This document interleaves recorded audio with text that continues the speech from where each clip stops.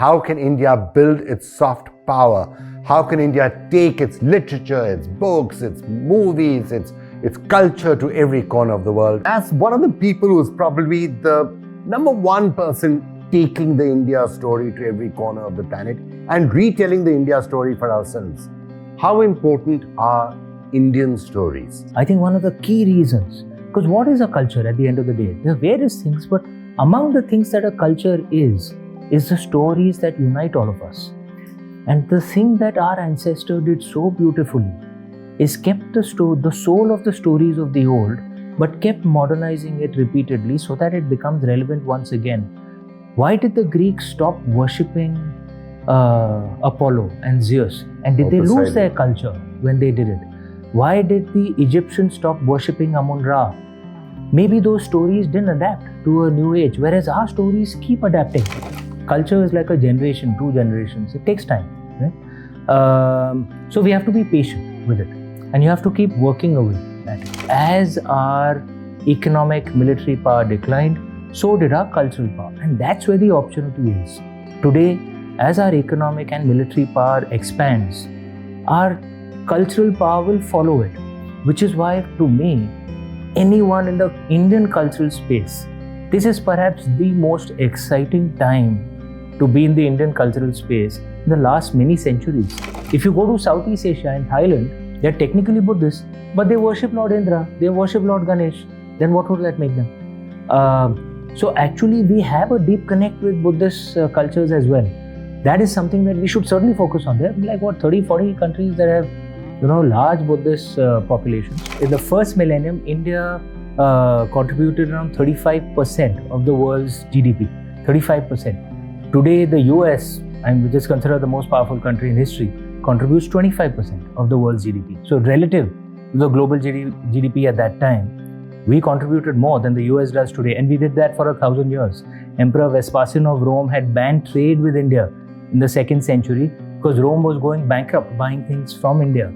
Our cultural influence, based on that economic and military power, we were considered unconquerable for 1,000 years.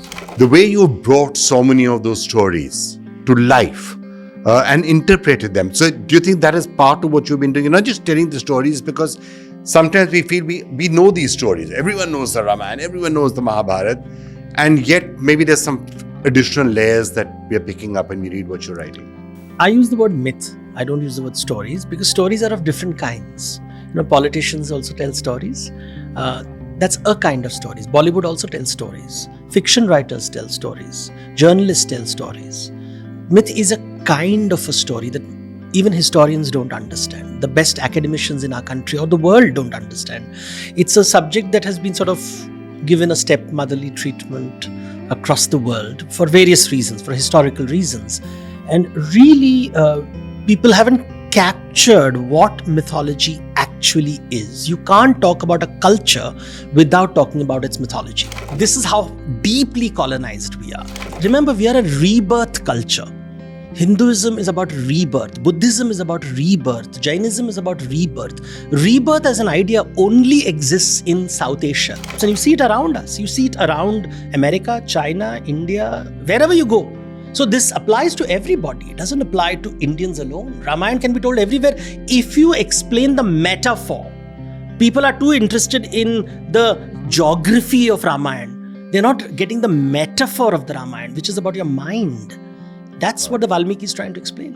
When I'm telling you the Ramayana, if I ask you what is the story, what is Ramayana about? And the traditional answer is the story of the great King Ram. But actually, it's not the story of the great King Ram. It is the story of the biography of Ram, from his birth to his death. So that's not the way people tell the stories, right? They give this climactic arch of victory and the great coronation. And that's how people tell the story, as if it has a climax, a great climax. But that's not the way it's traditionally told. Look at the way history is taught even in the other countries. Like you go to, Angkor Wat, of course, people have heard about. Champa Kingdom we were talking about.